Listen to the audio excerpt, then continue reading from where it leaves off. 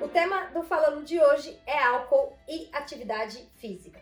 Por que esse tema é tão importante? Porque o álcool é a droga recreacional mais utilizada no mundo, inclusive por atletas. A gente sabe que o metabolismo do álcool é super complexo e ele acaba afetando a maioria dos órgãos do nosso corpo. Mas qual é o impacto para o esporte? A ideia é trazer cada vez mais conhecimento em relação ao esporte, qualidade de vida, bem-estar e saúde, com informações sempre baseadas na ciência, unindo assim minhas paixões para trazer informação de qualidade e relevância de forma colaborativa e agregadora. Segundo a OMS, existe uma dose diária de consumo de álcool que não teria prejuízo para uma pessoa normal. Para os homens, lógico que isso é uma estimativa geral, mas seria de 32 gramas e para as mulheres 16 gramas, metade da dose. Mas o que isso significa em relação às bebidas que a gente está mais acostumado? Vamos lá. Cerveja, 300 ml, um copo, teria 12 gramas de álcool. Vinho, 100 ml já teriam as mesmas 12 gramas. Varia um pouquinho aí de vinho branco, tinto, etc. Mas, em média, 12 gramas de álcool para o vinho. Já o destilado, 50 ml, já teria mais ou menos essa mesma quantidade. Então, depende muito do tipo de bebida, a quantidade que você poderia consumir de forma segura por dia. Mas o que diz a mesma OMS é que 16,5% das pessoas no mundo acabam fazendo uma ingesta além do aconselhado pelo menos uma vez por semana. Ou seja, é muito comum um consumo excessivo de álcool. E qual seria o impacto da ingesta alcoólica no esporte? Que inclusive pode não ser aplicada essa mesma quantidade que é para uma pessoa normal, independente da prática esportiva.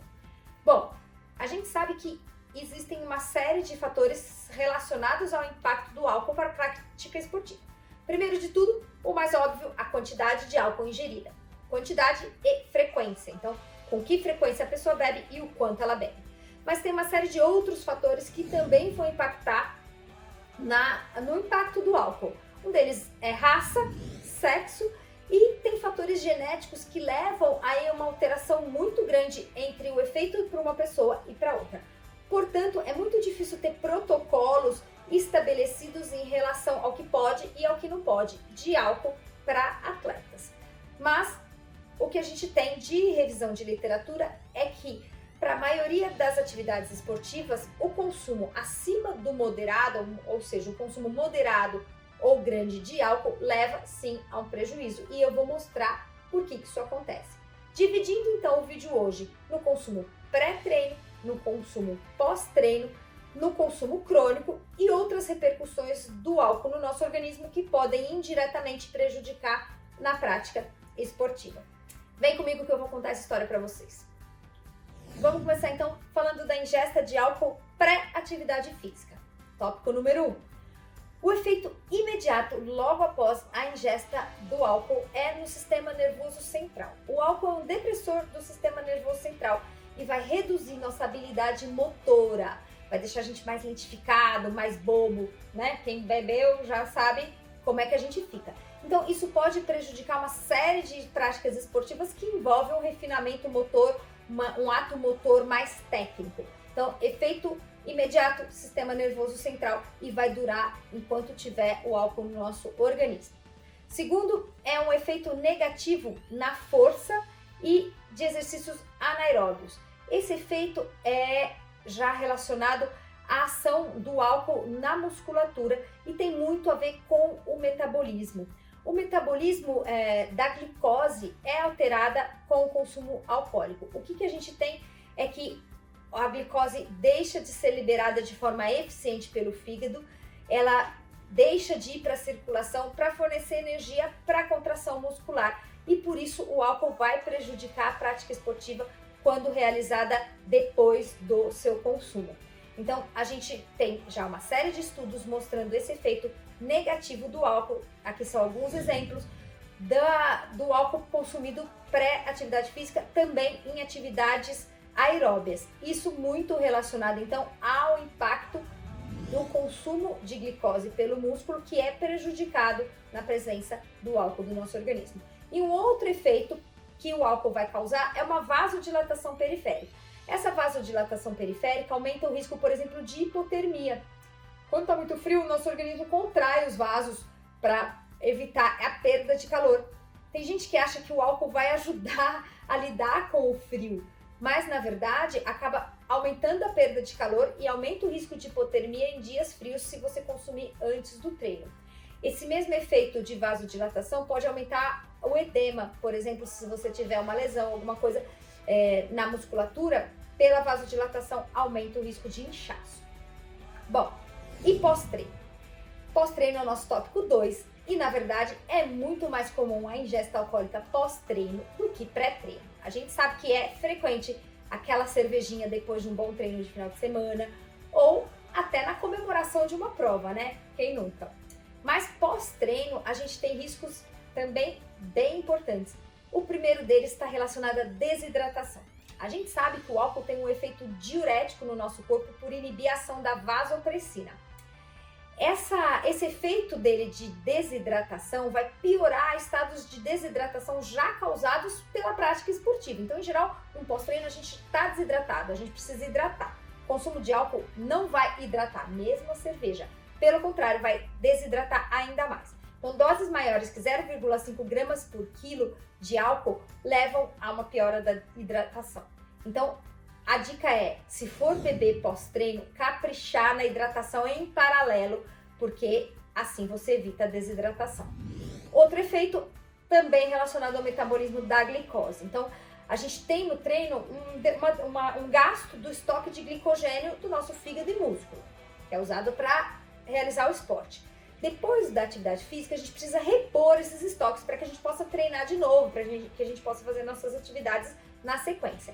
Mas o álcool atrapalha a reposição desse glicogênio.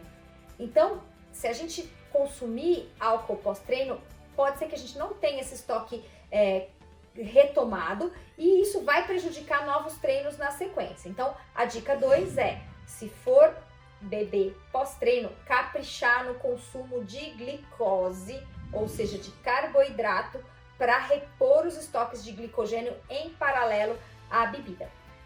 Terceiro, que eu acho super interessante, é em relação à síntese proteica.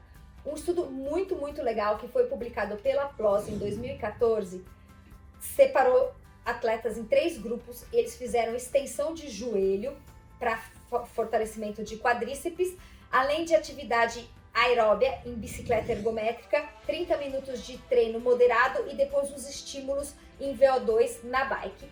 E depois da atividade física, eles foram divididos num grupo que tomou só carboidrato, um grupo que tomou álcool e carboidrato e um grupo que tomou álcool e proteína. Álcool, no caso, foi vodka. Esse grupo, então, esses 3 grupos foram acompanhados por várias horas e foram realizadas biópsias musculares progressivas. E o que essas biópsias mostraram? Que a síntese proteica nos grupos com álcool, tanto com proteína quanto com carboidrato, tiveram uma redução de 75%. Ou seja, o álcool inibe a síntese proteica, o que é muito ruim para ganho de massa muscular ou recuperação muscular pós-treino. Então, esse é um efeito negativo que eu acho dos mais importantes do consumo de álcool, principalmente para quem faz um consumo muito frequente. Vai ser mais difícil ganhar massa muscular ou se recuperar no pós-treino se essa ingestão for frequente.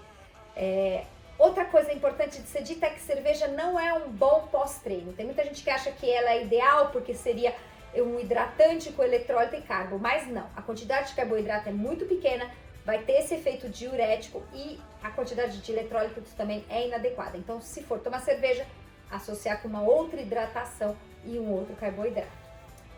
Bom, nosso terceiro tópico fala de ressaca. E a ressaca é muito mais comum do que a ingesta pré-treino. Não é muito comum a gente tomar álcool antes de treinar, mas é bem comum tomar aquele vinhozinho na véspera de um treino importante. Bom, o que é a ressaca? A ressaca é uma alteração do balanço hidroeletrolítico do nosso corpo, uma hipoglicemia, sintomas gastrointestinais de irritação causadas pelo álcool, vasodilatação, alteração do sono, tudo isso pela repercussão do álcool no nosso organismo. Mas a ressaca é super individual, depende tanto de uma característica da pessoa e do jeito que ela metaboliza o álcool, como também do tipo de bebida e da quantidade de bebida alcoólica ingerida. Então, a repercussão é muito variável, é difícil estudos avaliando o impacto da ressaca.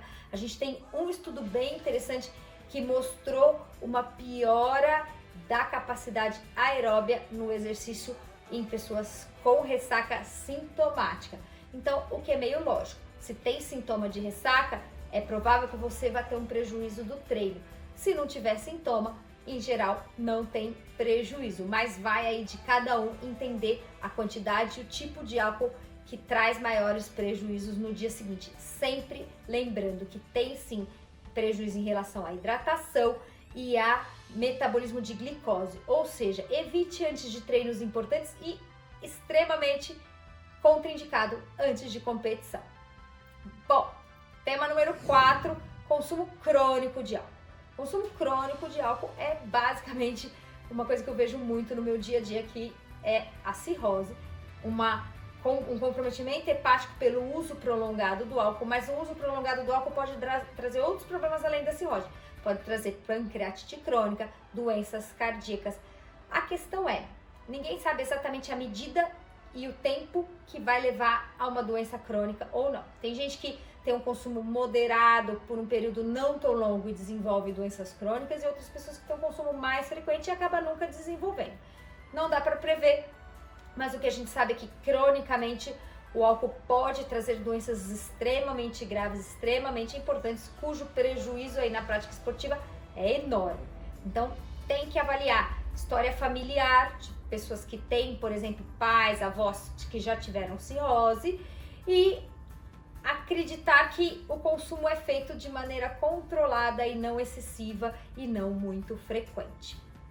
Bom, tema número 5 é como o álcool prejudica de maneira indireta a nossa performance. Então, o que a gente tem é que o álcool prejudica o sono. Então, após a ingesta de álcool, o nosso sono fica irregular e é mais difícil atingir um sono profundo, que é aquele sono onde a gente recupera a nossa musculatura. Então, a alteração de sono vai prejudicar a prática esportiva. Ações endócrinas do álcool. O álcool no nosso corpo leva a duas alterações endócrinas que prejudicam bastante a prática esportiva, que é o aumento do cortisol e a queda da testosterona. Esses dois efeitos endócrinos levam a um prejuízo por aumentar a presença de estressores no nosso corpo, pelo aumento do cortisol, e diminuição de recuperação muscular e de síntese proteica por diminuição da testosterona. Então, indiretamente, isso prejudica a prática esportiva. E a terceira questão é em relação à lesão muscular, lesão esportiva, que pelo prejuízo da síntese proteica, que eu já falei, que tem alguns estudos bem interessantes que comprovaram esse prejuízo, o consumo de álcool vai aumentar o risco de lesão e piorar a recuperação de uma lesão. Então, essas são outras formas onde o álcool pode atrapalhar a prática esportiva.